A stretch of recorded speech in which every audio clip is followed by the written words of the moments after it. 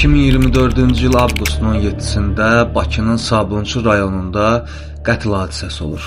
Daxil olan məlumat əsasında polis və prokurorluq əməkdaşları hadisə yerinə yollanır. Məlum olur ki, qətl Balaxanı qəsəbəsi 6-cı Mədən küçəsində yerləşən nömrəsiz fərdi evin qarşısında baş verib. Həmin gecə 12-ci polis şöbəsinə könüllü gələn Bəxtiyar Vəliyev arvadını bıçaqladığını etiraf edir. O, 1997-ci ildə Bakı şəhərindən adam olub. Əvvəllər məhkum olunmayıb. Özəl şirkətdə sürücü işləyib. Səhər saat 8 radələrində Sabunçu Tibb Mərkəzindən 12-ci polis şöbəsinə Füzuli rayon sakini 1999-cu il təvəllüdlü Xumar Həsənlinin ölməsi barədə məlumat verilib. Faktla bağlı Sabunçu rayon prokurorluğunda Cinayət Məcəlləsinin 120.1-ci qəsdən adam öldürmə maddəsi ilə cinayət işi başlanıb. Mərhum Xumar Həsənliyə məxsus mobil telefona baxış keçirilərkən orada qadının naməlum şəxslə fotoşəkilləri və video görüntüləri olması məlum olub. Əhəmiyyət kəsb etdiyindən onlar cinayət işi materiallarına əlavə edilib. İstintaqla müəyyən edilib ki, avqustun 15-də Bəxtiyar Vəliyev rəsmi nikahda olduğu bibisi qızı Xumar Həsənlinin istifadəsində olan Samsung markalı mobil telefonda başqa şəxslə fotosunu görüb və onu öldürmək qərarına gəlib. Bu məqsədlə növbəti gün saat 23:30-da Zabrat qəsəbəsində yerləşən Rahat Marketdən məişət təyinatlı bıçaq alıb və daha sonra idarə etdiyi Nissan markalı avtomobilində övladları ilə birlikdə arvadının işlədiyi gözəllik salonuna gedib. Yoldaşını iş yerindən götürüb yaşadıkları Balaxanı qəsəbəsinə yollanıb. Avqustun 17-si gecə saat 1 radələrində evin qarşısına çatdıqdan sonra uşaqlar maşından düşüb evə keçiblər. Bəxtiyar avtomobilin içində Xumar Həsənliyə məxsus mobil telefonu əlindən alıb həmin şəkli göstərərək ondan naməlum şəxsin kim olduğunu dəqiqləşdirmək istəyib. Amma həmin vaxt telefonda şəkildən savayı qadının həmin şəxslə olan video görüntüsünü görüb. Yanındakı kişinin kim olmasını soruşanda Xumar Həsənli cavab vermədən həyəcanlı halda maşından düşərək evə doğru qaçmağa çalışır. Bəxtiyar isə dərhal avtomobildən çıxıb darvazanın qarşısında qadını tutaraq döş qəfəsinə, qarın və bel nahiyələrinə ümumilikdə 11 dəfə zərbə endirir. Nəticədə Xumar Həsənli yerindəcə keçinib. Məhkəmə iclasında Bəxtiyar Vəliyev bildirib ki, bibisi qızı Xumar Həsənli ilə 2016-cı ildə evlənib.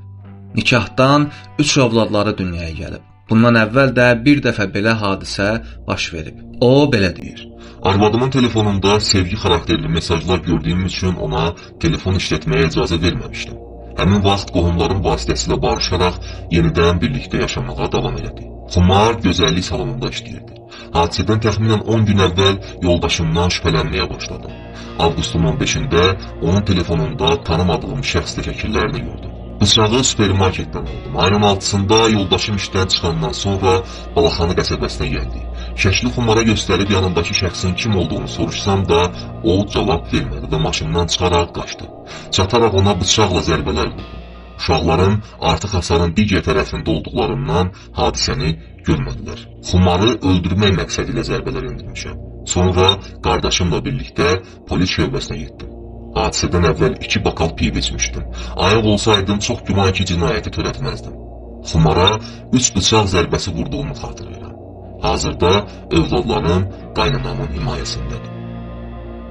Zərər çəkmiş şəxsin hüquqi varisi Samirə Həsənova ifadəsində göstərib ki, Xumar onun qızı Bəxtiyar isə qardaşı oğludur. Bəxtiyara Xumarın işlədiyini, müştərilərin ona zəng etdiyini demişdim və telefon işlətməsinə icazə verməsini xahiş etmişdim.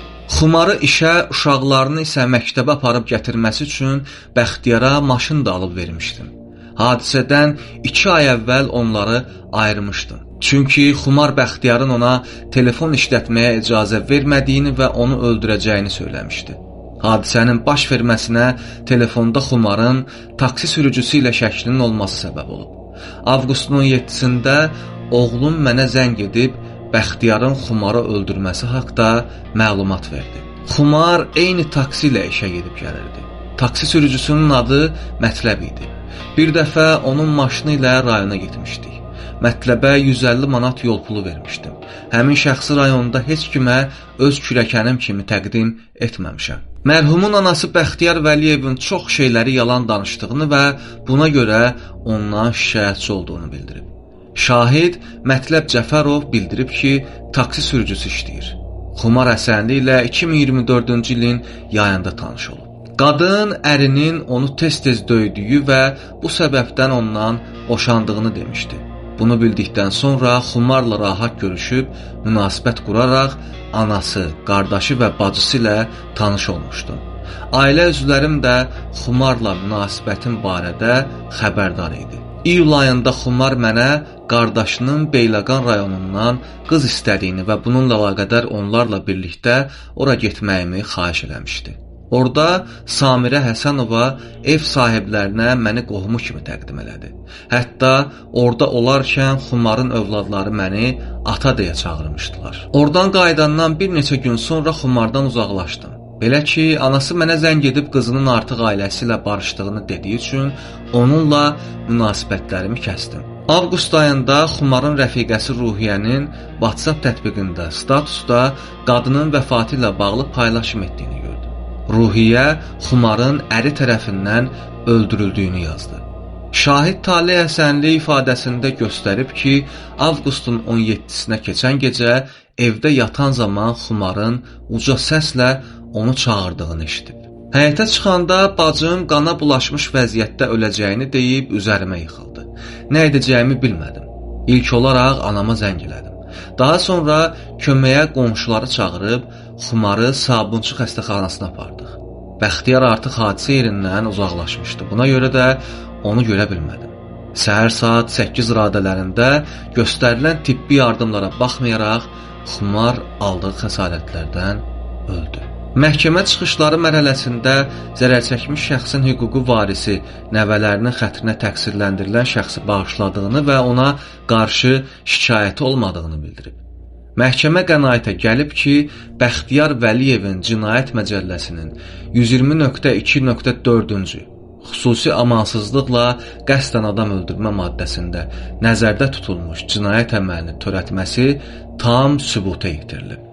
Bakı Ağır Cinayətlər Məhkəməsinin hökmü ilə cəzasını ciddi rejimli cəza çəkmə müəssisəsində çəkməklə Bəxtiyar Vəliyev 16 il müddətinə azadlıqdan məhrum oldu.